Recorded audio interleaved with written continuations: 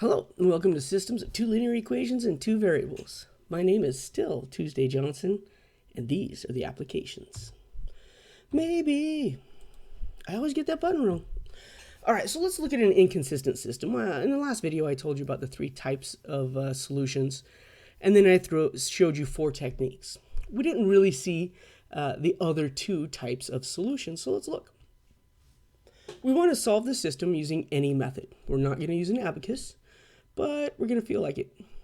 2x minus 3y equals 6, and 6x minus 9y equals 15. I could use any method. There's no single variable, right? All the variables have a coefficient that's not 1, so substitution doesn't even occur to me. I don't have any variables that are opposite in sign. All right, so whatever. 2 and 6 seem easy.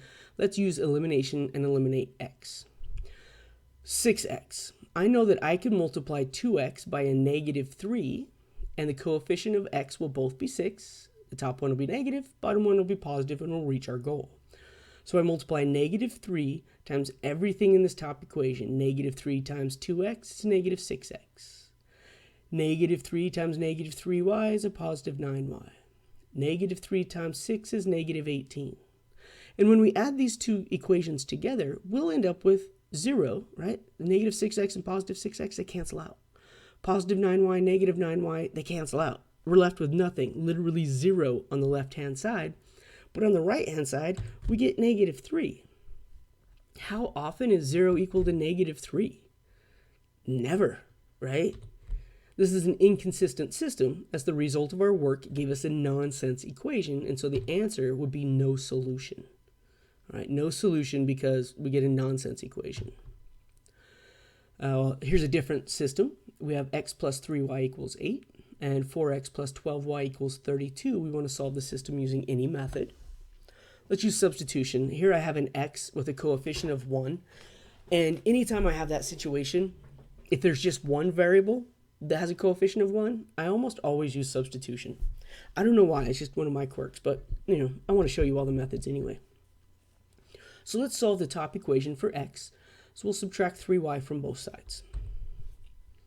Since we used the first equation to solve for x, we pop it into the second equation. So instead of 4 times x, we'll have 4 times 8 minus 3y plus 12. Can't forget the rest of the equation. Plus 12y equals 32.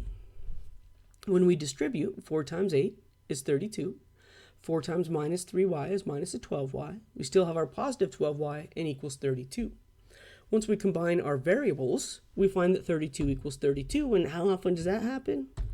Always, right? They're always the same.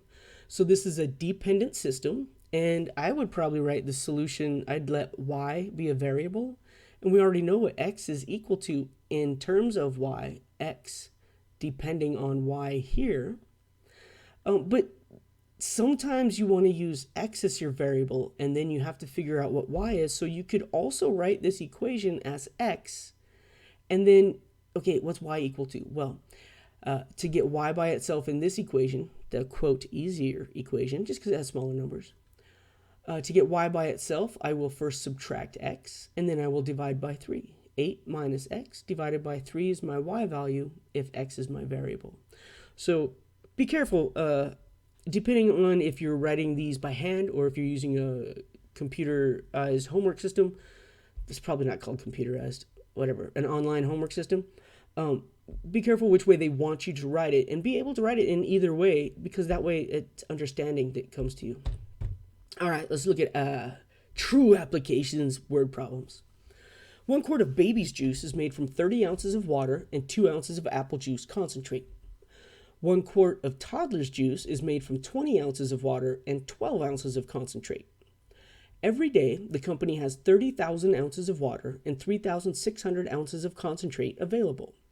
If we want to use all the resources, how many quarts of each type of juice should it mix? And you're wondering, well, why do I care? And you care because it's in your homework assignment and you're learning.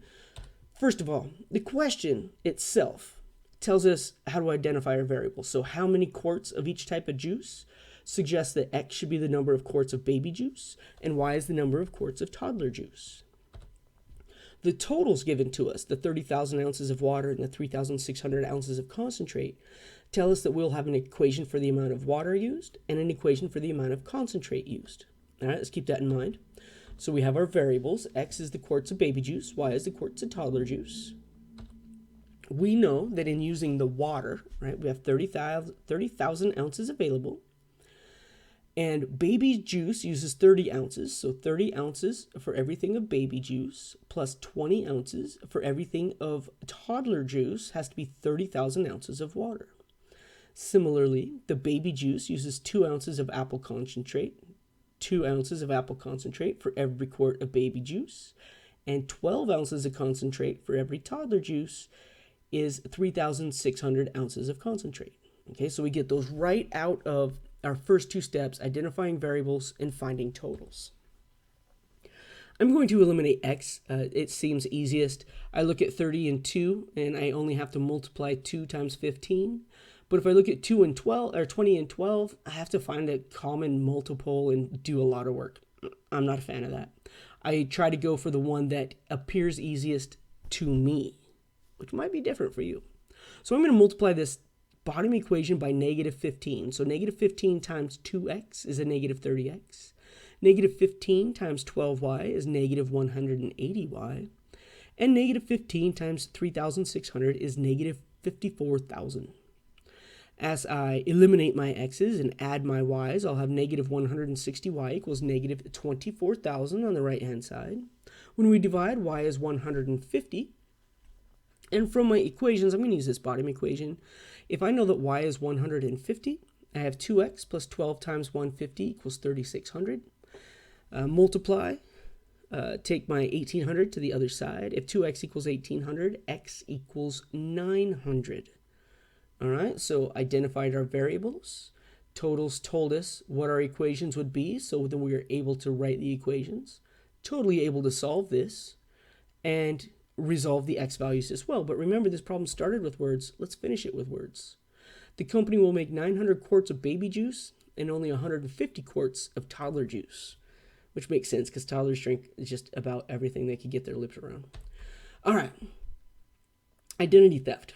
The total number of global data breaches involving identity theft in 2014 and 2015 was 1,739.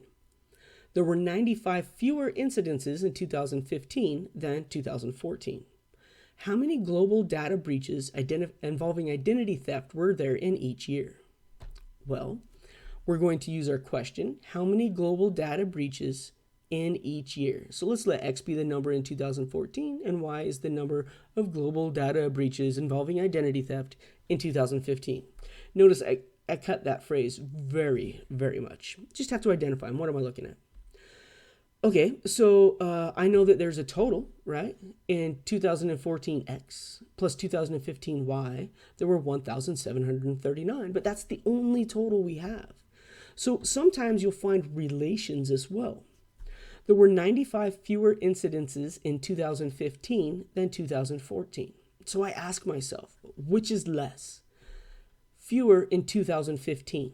So the 2015 variable needs to add 95 so that it will be even with x, right? Make sure you put that plus 95 on the correct side. The one that's lower needs to be added in order to be equal with the one that had more incidences. Substitute. I mean, we already have x equals y plus 95. Why not just pop that right in our first equation? Y plus 95 plus y equals 1739. 2y plus 95 equals 1739. And when we subtract 95 from both sides, we'll get 2y equals 1644 and y equals 822. Let's kind of throw this stuff to the side a little bit. There we go.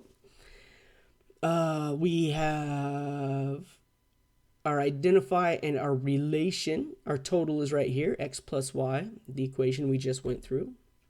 We want to find x now. If I want to find x, I'm going back to an original equation. Y is 822. 822 plus 95 tells me x must be 917.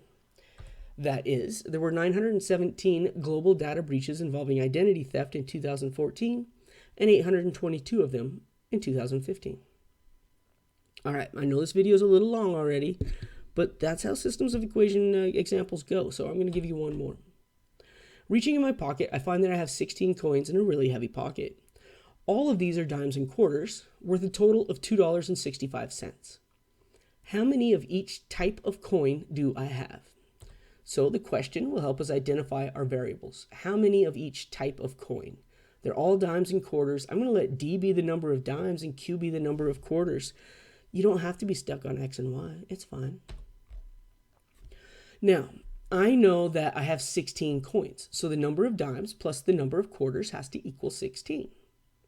I also know the money value. Actually, I know the monetary value. $2.65. I know every dime, the number of dimes has to be multiplied by 10 cents. And the number of quarters is multiplied by 25 cents to get $2.65. Substitution, elimination, probably graph these two, I don't know. Let's look. I used elimination and I eliminated D. When you're given the choice and they're both equally, quote, easy, if you're multiplying by a negative, eliminate the smaller quantity. Just because it's easier in the long run. You have to deal with less negatives. I try to be a positive person. But you can't go wrong. You could eliminate D, you could eliminate Q, you're going to get the same answer. So I multiplied the top equation by a negative 0.1. So a negative 0.10 D plus a negative 0.10 Q equals negative 1.6. When I add straight down, my D's are eliminated. 25 cents minus 10 cents is 15 cents times Q equals $1.05. So there must be 7 quarters. And if there are 7 quarters, I have a total of 16 coins, must be also 9 dimes. All right, so once we know the number of quarters and the total number of coins, we can just do subtraction in order to determine the remaining dimes. All right, that's it for the applications, kind of applications part 1 for systems of equations. Thanks for watching. And subscribe if you feel like it. Your semester's almost over. If you're taking second semester of this class, you might want to subscribe. Might have some stuff up this summer. I'm just saying.